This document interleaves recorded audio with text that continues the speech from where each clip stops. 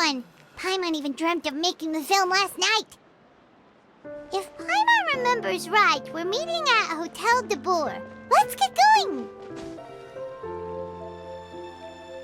Ayaka! Yoimiya! You're already here! Good morning. Xavier said yesterday afternoon went well. Yeah, and how about you, Ayaka? What were you up to yesterday? After we split up, Ayato went to see Udex Nervillette at the Palais Marmonia.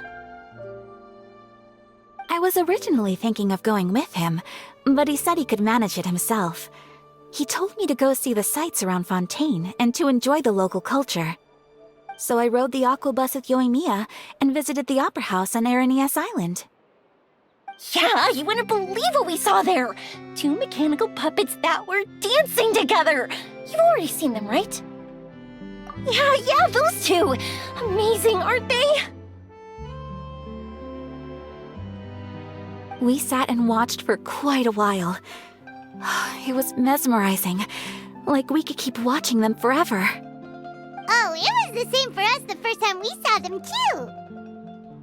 Afterwards, we went swimming at the beach! Well, diving, to be exact. It was the first time I ever breathed underwater! I held Ayaka's hand and we counted down together. 3, 2, 1, and then splash! We were beneath the waves. At first, I didn't dare to open my mouth. But once I couldn't hold my breath any longer, I decided to take a big breath in. Turns out the water wasn't as salty as I imagined. It didn't really taste like anything at all. Before I knew it, I was breathing like normal down there. It was an amazing feeling. Ayaka said I was too nervous and needed to loosen my grip. She got used to everything way faster than I did. I knew that the Traveler could do it, so I had no doubt we could do it too. That helped me feel at ease as soon as we dove in. The underwater world in Fontaine truly is beautiful. I love seeing the romaritime flowers blossoming underwater, like little candles lighting up the streets at night. Yeah, and there were so many creatures that we've never seen in Inazuma. Like those fish that shimmer like a sword blade. Whoosh! Oh, and those big fish that call when they see people. Ooh. Oh, you mean Hunter's Rays and Blubber Beasts. I just love the name Blubber Beast. Just wait till Pops and the others hear about this. They probably won't believe a word I say. Yoimiya was down there for quite a while. It was dark before we finally rode the aquabus back to the city. I figured she'd want to sleep in today. Yeah, even I was worried that I wouldn't be able to get up. I still felt like I was drifting in the waves when I went to sleep last night. But as soon as I woke up today, I remembered that we'd all be shooting a film together, and I was ready to go! Speaking of the film, where's everybody else? My brother and Xavier were speaking to the restaurant owner about using the place as a filming location. They should be here soon. As for the others, We're here. Please excuse my tardiness. I just finished the Special Patrol's 6-mile morning jog. Wait, 6 miles? I'm so tired. I heard you all chatting, so I decided to come down. I sure could use some of that endless energy everyone else has. Good morning, everyone. Morning. Can someone fetch me a cup of coffee? More milk, hold the sugar. Sure, I'd be happy to do that for you. No, you can't go anywhere. Please, have a seat over here so I can get started on your makeup. The last thing I want is coffee stains on my costumes. I can get the coffee. It's the perfect job for an assistant.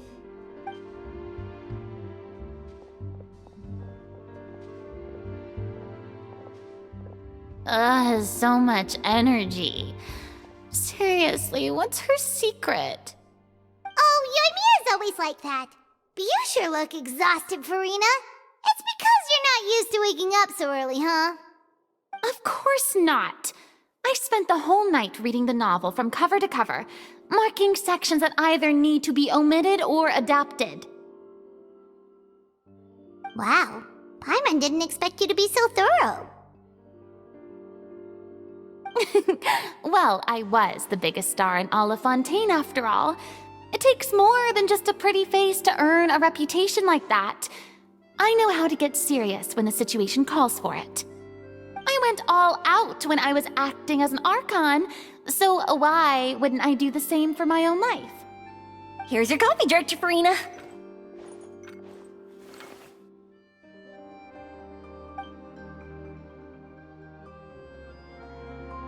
Oh, thank you. The sound of being called director and the aroma of coffee feels almost as refreshing as hearing the birds chirping in the morning. Ah, it seems everyone has managed to arrive on time. We've reached an agreement with the restaurant owner. We are free to use the second floor to shoot our film. Really? That's great! He is really looking forward to our film, and hopes that providing his restaurant as a filming location will attract more customers. Well then, Mr. Xavier, I'll leave the rest to you. Okay, thanks. First, I'd like to introduce our new members. This is our prop manager, Veronique. She'll be in charge of all the film's props and items. And this is Bonneau, our lighting technician. He'll be in charge of lighting and illumination to set up each scene's atmosphere. Wow, sure feels like we have some real professionals joining the crew now. First of all, please allow me to first express my sincerest gratitude to everyone in the crew. When my investor informed me yesterday that he wouldn't be able to provide the funds, I really thought that this was the nail in the coffin for this film. I had no idea that I'd find so many people willing to help me on such short notice. Thank you.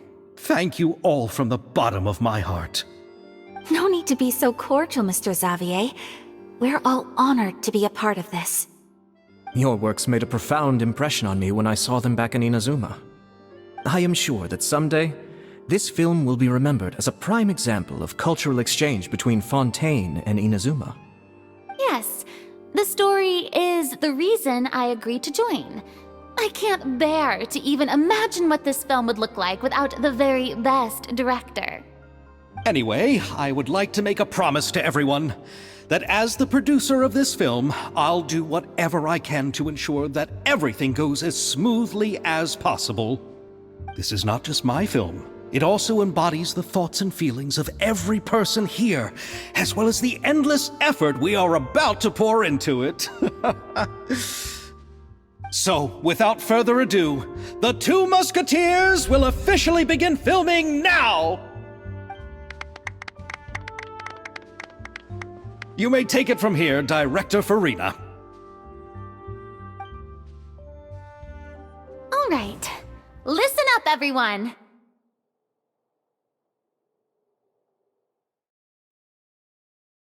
The first scene takes place when the two young musketeers are living at the Baron's home, still unaware of all that is about to happen to them. We'll need props and lighting to set the scene. Our lead actors can go get their makeup done, and extras, please take this time to go over your positions. Whoa, seems Farina's really kicking things into gear as the director. Is everyone clear? I don't want anyone traipsing around the set like umbrella finches. All right, cameras will start rolling as soon as the set is ready. Let's make a film that'll make some serious waves in Fontaine. Not the kind of waves that drown people. I mean, the good kind of waves. Seems like she's still a bit traumatized by that. Anyway, let's go see if there's anything we can do to help.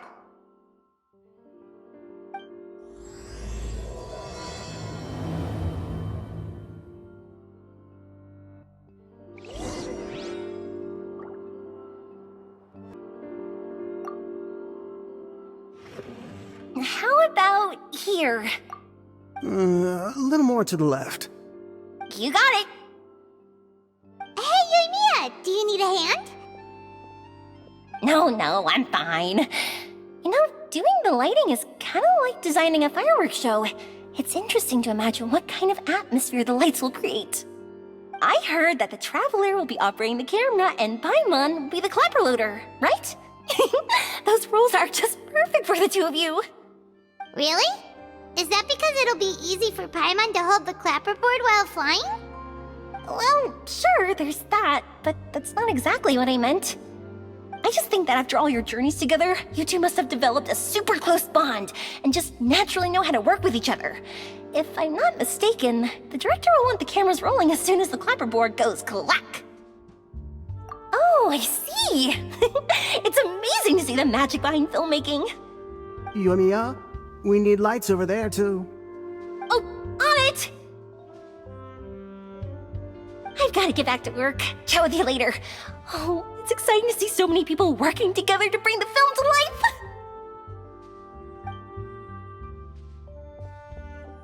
Seems like Yoimiya's really getting into it. But she was right. We do have a super close bond, don't we? Paimon's really happy to hear that.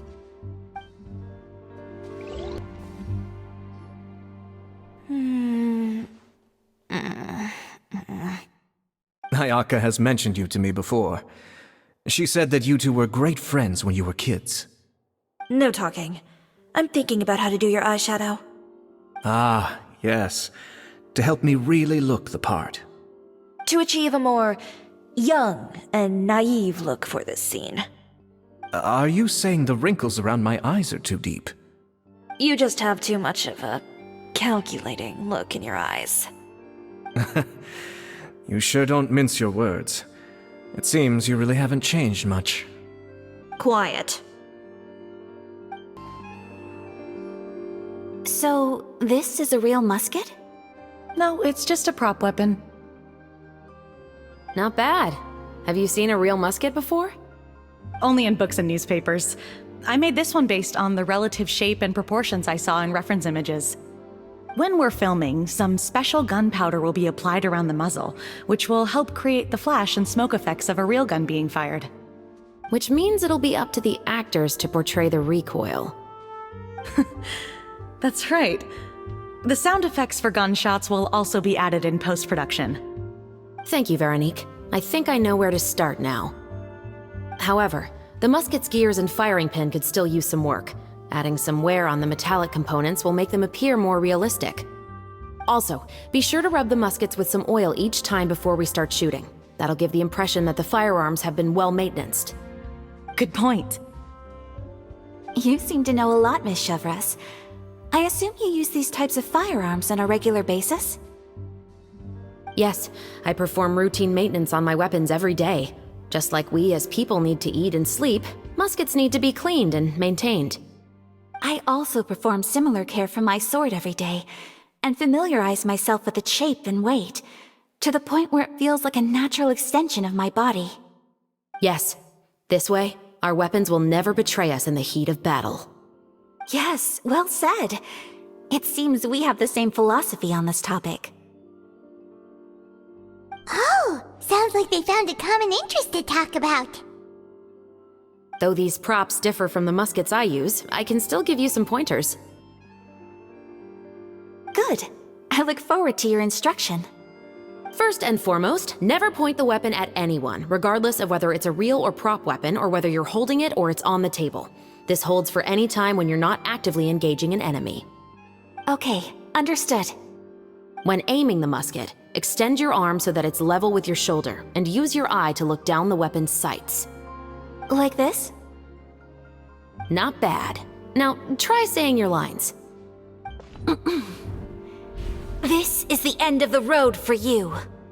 Good. Now turn your body a little. That way, you'll give your enemy less of a target to work with. And relax your shoulders. Here, allow me to demonstrate. This is the end of the road for you. Huh. Excuse me, Miss Chiori. Director Farina, there's something I wish to discuss with you. Oh? What is it? Like this? Yes, much better. What do you think? I do see your point. But are you sure you wish to do this? I believe it would be most fitting. Well, if you insist. All right, I understand. Miss Ayaka, Miss Chevres, could the two of you please come over here? Huh? What's going on? Are we gonna start filming now? Let's go see. What is it? I have a question for you, Miss Chevres. Would you be willing to play the role of a musketeer? What? To clarify, I would like to turn over my role to Miss Chevres. But brother... Don't worry, Ayaka. I actually view this as a good thing. I was becoming troubled trying to set aside some time to speak to the staff at the Palais Mermonia. I would like to have some conversations about the cultural exchange between our two countries, and I've heard that the bureaucratic process here can get rather complicated. Now, I will be able to focus on my work. Besides, you also know that I'm not really one for public performances. Are you really sure? From a director's point of view, I also felt like the relationship between the two musketeers in the original story could be improved. The older brother in the story plays the lead role with his overbearing character, but this causes his character to overshadow that of his sister, and the theme of the two supporting and relying on each other isn't conveyed very well. But if we were to change the siblings to two sisters of a similar age, then that aspect of the story might come through more clearly. Also, I've seen you instructing Ayaka. That cold and dignified personality is exactly what we need for the older musketeer. Of course, even with all these insights, the decision should still be made by Miss Chevres. Chevres mentioned that she really likes the story, right? Paimon bets that she'll take the role. All right, I'll take the role. Good. It's decided then. I'll get started on making edits to the script. We'll also need to make some immediate adjustments to the lighting, props, and costumes. I have a feeling that our adaptation will be even better than the original story. You're doing a great favor for me, Miss Chevres. You have my gratitude. Don't mention it. I like this character, so if anything, I should be the one thanking you.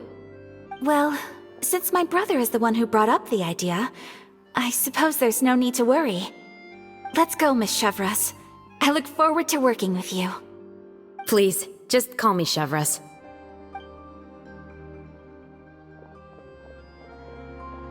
Seems like you're really going out of your way to solve the problem I was having with your makeup.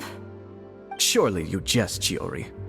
I assure you that I was mostly motivated by a desire to spend more time on formal business. Oh, come on, you really think I'd buy that? According to what I've heard from Ayaka, her brother is someone who can juggle 10 different matters at the same time. I'm sure you have other reasons for backing out. Perhaps. Ayaka always said she wanted to go out and see more of the world, just like the Traveler. But I feel that she needs not only to see other nations, but also to make some different kinds of friends. I think it would be harder for her to make new connections with me constantly by her side. I would like to give her some space. Alright, go on, spoil her some more. Ayato, it's too bad you're stepping down from the role. Paimon really wanted to see you act as a musketeer. No need to poke fun at me. I'd wager that you also felt that I wasn't the best candidate for the role. It's a little hard for Paimon to imagine you saying those lines. Yes, I've made an appointment to meet some people from the Palais Mermonia. Now, I will have some more time to prepare. Traveler, get the camera ready. Paimon, get the clapperboard. Actors, to your positions. We're about to start shooting the first scene. Go on now. And please take good care of Ayaka. Yep, don't worry. Thank you. I look forward to seeing the film when it's finished.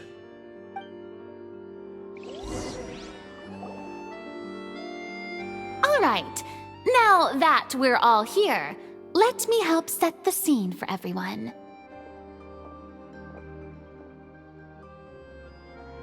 The first scene takes place when our two main characters are still living at the Baron's estate. They've been ostracized and verbally abused by others in the household, but they still have no idea why. We want to capture how naive and innocent they are, despite their pain. Chevres will be playing the role of the older sister, Tulip, and Ayaka will be the younger sister, Iris. Be sure to get close-ups of the main characters at the right moment. Silence on the set! Lights! Camera! Action! Let's go! Tulip, Mother's been out for quite a while now. Perhaps she went to pick some flowers on the way home. You know how she loves flowers. Iris, Tulip, I'm home! Mother! You were out for so long, we were beginning to worry about you. I'm sorry, but I'm back now, safe and sound. Here, I brought your favorite treat, apple turnovers. Mother, what are those bruises on your hand? Huh? What bruises? Oh, I must have bumped into something while I was working yesterday. But I didn't notice them this morning. Then perhaps they're from when I accidentally tripped when I was out just now. By the way, did you have fun playing at home? What's the matter, Iris? Well, we've realized that no one really wants to play with us. They even took Iris's doll and spat at us. And they even called us names. They said we were... Shh! It's all right, don't worry. Girls, listen to me. It doesn't matter what anyone says. Don't listen to them. No one can define you with such words. You both have wonderful lives ahead of you. Just like your names. You will both blossom like beautiful flowers. Maybe your time to blossom hasn't quite come yet, but one day, you two will bloom more beautifully than anything else. Don't let the soil you're in now ruin your future beauty. Understand? My dear daughters. And cut! Not bad. The actors' emotions were all on point. Let's keep that take. Also, if our clapper loader could avoid shouting at the start of the scene next time. Oh, got it. Great. I was a little worried that my nerves would get the better of me. What about you, Chevres? I felt fine. The lines weren't too difficult at all. Seems like Farina must have adapted the role nicely. You two were great. I couldn't tell it was your first time acting in a film. You should have more confidence. Thank you for your encouragement. Positions, everyone! We'll move on to the next scene after we try a few more camera angles.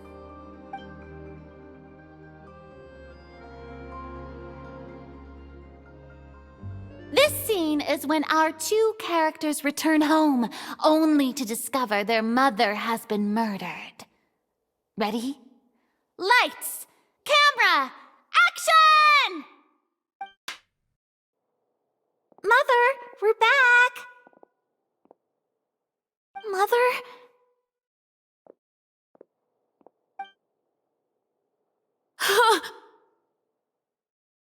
What's wrong, Tulip? Iris, stay away! Huh? Why? What's... Mother! Mother... She's...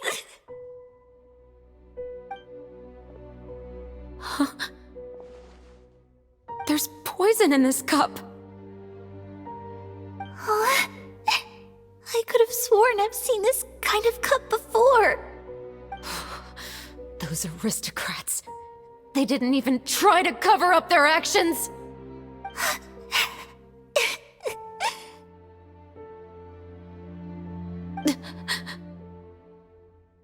Iris, we need to leave this place.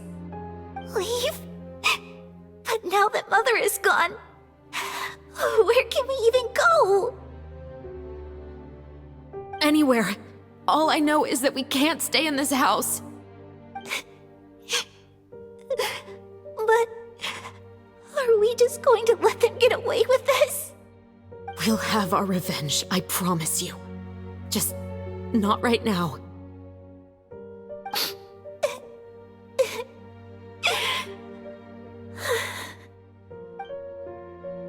Come on, let's go. No, wait. We can't just leave Mother here like this. At least let me leave this rose with her. That's why we went out in the first place. To buy her this flower. All right. Goodbye, Mother. We'll avenge you. Someday. And cut! Beautiful! Great performance! Oh my, you're so amazing, Ayaka! And were those real tears I saw? How did you do it? I was surprised too. Thank you for the kind compliments. Actually, as soon as Director Farina said action, I told myself not to think about anything. I just felt the weight of the moment and became the character. It's quite similar to practicing the art of the sword. You clear your mind and focus only on what's happening in front of you. Ayaka's performance was amazing. Have I discovered an acting prodigy? Pipe down, everyone! We need to move on to the next scene!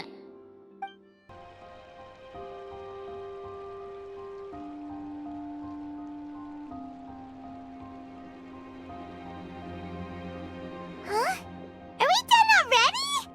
But Paimon wants to keep playing with the clapperboard. How do you feel, Traveler? Is your arm sore from holding the camera all day? Good work, you two. You too, Shivers. You were quite the actress today. I've read this novel many times before. I have a good grasp of my character's mindset. Anyway, do you remember my request from yesterday? Oh, right! We were having so much fun that Paimon nearly forgot! You have a case where the murders seem really similar to the cases in the novel, right? So, how are they similar exactly? In the story, the main characters grow up to become two musketeers, always using their guns to carry out their revenge. And on each of the victims, they place a rainbow rose as a signal that they've returned. Yes, that's correct. We found rainbow roses just like in the novel. Seems like you're connecting the dots now. Oh, that does sound pretty concerning. Especially after seeing the script today. Oh, now Paimon can't stop wondering what kind of ulterior motive the murderer might have. What do you think, Traveler? You're smart. Paimon wants to hear your thoughts. Good. On behalf of Fontaine's Special Security and Surveillance Patrol, thank you for your dedication to justice. There's no time to lose. We should start investigating right away. Follow me. Huh? Right now? But we just got done filming all day. Paimon's so tired. The most valuable intel always comes after nightfall. They are like small, remote islands in the middle of the sea. If you don't stay vigilant, you will pass right by them in the fog. That's how one of my favorite books always puts it, at least. So, where are we going right now? Let's start by checking out some workshops that sell mechanical components. If the culprit is making their own weapons, it's very likely that they'll visit those sort of places. Welcome to Le Show's Clockwork Workshop. How can I help you? Hello. I'd like to know if anyone has purchased some special components lately. Special components? Sorry, could you be more specific? I mean the kind of components that aren't typically used for clockwork toys, but for firearms. Huh? For firearms? No, we don't sell those sort of things here. Don't misunderstand. I'm not here to cause any trouble. We are merely investigating a case, and we're hoping that you could cooperate. Well, to be completely honest, I'm not even sure what kind of components that would entail. Has anyone ever purchased components here as an individual rather than on behalf of an organization? We have a lot of customers who buy toys, but those who buy components are all regular customers who buy in bulk on behalf of their organization. Is that so? I understand. Thank you for your cooperation. You're welcome. It's the least I can do.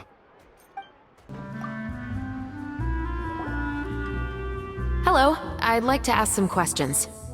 I don't know anything. Don't worry, I'm not here to arrest anybody. You say that now. It's the truth.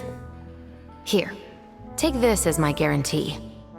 Wait, did Paimon just see what she thinks she saw? Is the captain of the Special Patrol bribing a citizen?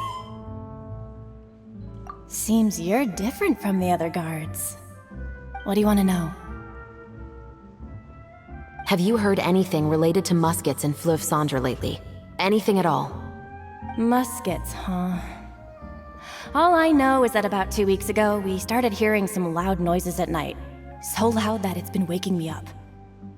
Were they gunshots? Possibly. It's hard to tell around here. Someone's house collapsing, a pipe exploding somewhere, it's all the same. But the noises I'm talking about definitely happened after I fell asleep. Do you know where the noises were coming from? I don't remember clearly. Is it that you don't remember, or that you need to think about it some more? You tell me. Then please, think about it some more. She's giving her even more Mora! The noises came from the end of the Southern Waterway. I came out and had a look for myself when I wasn't sleeping well, but I didn't dare get too close. That's all I know. All right, I'll take your word for it. Thanks for the pâte de fruits.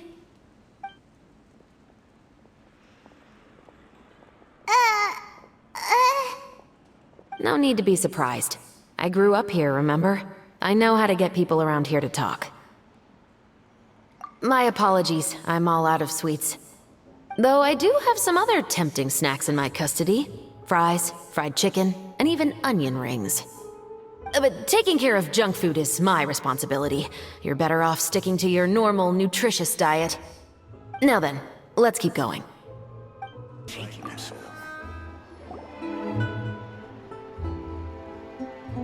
It's been a while, Tetro. Please, just get on with your request. I want to know if you've heard anybody talking about muskets lately. Information isn't free, you know. I've heard that bandits have been extremely active in the countryside recently, and they've been affecting the delivery of goods to Poisson. I can allocate some more manpower to help out with that problem. What do you say? You're still as helpful as ever. One of our men got drunk at dinner about a month ago and lost his gun. 3 days later, it turned up in the corner here. What's weird about that? He just forgot where he put it, right? This is Fleuve Cendre, my friend. Anything of value left in the tavern won't ever make it to the next day. But that gun turned out to be an exception. It didn't get any new wear and tear on it, and didn't even appear to have been fired. We were quite mystified as to what could have happened. I suspect it came back because the weapon was already known to the guards. You mean, a criminal was afraid the Marechaussee Phantom would use the shot marks to track them down? Maybe. But if that's the case, the culprit really took great care to avoid getting caught. I didn't say anything about a criminal. In Fleuve Cendre, knowing who was killed is as easy as knowing what clothes you're wearing today. It's the guy living in the East Side, isn't it? I've never liked him. Every time he's here, he just orders a drink and sits there with a nasty look in his eyes. one who lost the gun in the first place. Don't bother. Even if you ask, he wouldn't admit to owning a gun to some strangers. Not to mention the captain of the Special Security and Surveillance Patrol. He's right. I know you grew up here, Chevres. Even though you're on good terms with the Spina, you've still been gone too long. Not many people know you here now, and a lot of people don't like the Special Patrol. I know. So take my advice and don't show your face too much around here. It's for your own safety. I'll come and go as I please, and I'm afraid I'll be appearing more often due to my work. All right. Don't say I didn't warn you. What's all this? Some broken planks and barrels, as well as some liquor bottles? Yes, but have a closer look, Paimon. Even though somebody has purposefully tried to clean them up, these are obviously marks from musket bullets. In other words, someone was here trying to improve their shot. They were using the barrels and bottles for target practice. Could it have been the killer? Your guess is as good as mine. Although many people at Fleuve Cendres own guns, few hide the fact from others. And even fewer would go to such lengths to hide markings from practice shots. Anyway, let's go. There might be more to this. Seems like that's all we'll be able to uncover for today. Paimon feels like we managed to learn a lot more here than up on the surface. Yes. Assuming that everything we found is indeed connected to our suspect, then their timeline was probably something like this. A month ago, our suspect found a gun and took it home to disassemble it. Once he'd figured out its mechanics, he brought it back. In the following weeks, he used some parts to create his own makeshift musket, and took it to the Fleuve Cendres for target practice. Then, a few days ago, he found his target and carried out the murder. Once the deed was done, he left a rainbow rose on the body, just like the scene in the novel. That all makes sense to Paimon, but we're still no closer to figuring out the killer's identity. The deceased was a resident of Fleuve Cendres. It's said that he was a poor, solitary man. Yeah, that's also something I'm trying to figure out. If we are indeed following the novel, and there's a story behind the murder, then this murder should be an act of vengeance. But according to our investigation, the deceased didn't have any enemies. He was no saint, but no one's heard of a rival who hated him enough to shoot him dead, much less care to leave a rose on his body. What message is the killer trying to convey, and to whom exactly? We've thoroughly investigated that possibility. He claims to have spent the whole day at the Opera House on the day of the murder, and the staff there have confirmed his account. Okay, so he has an alibi. Not only that, he lacks a credible motive as well. He has a family of his own, and both of his parents are still alive. I've looked into his records. He was adopted at the age of 6, and all the proper procedures were followed. There are also records of him at an orphanage before then.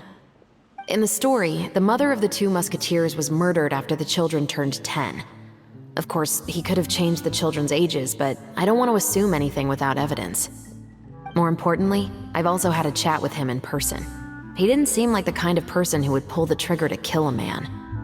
Then, what should we do now? We have all this new information, but it doesn't help us move forward. Investigations take time. I didn't expect us to catch the culprit in just a single day. How about this? Let's spend the next few days filming with the crew. We can continue the investigation once we're done with the film. I'm sure that given time, new leads will present themselves. Wait, but weren't you saying Intel is like small, remote islands in the middle of the sea just a moment ago? Wouldn't you just miss them if you were to stop looking? Ah, but the book had more than one reference to the islands, Paimon. Oh? What else did it say then? As long as you spend enough time sailing through the fog, you'll eventually come across an island.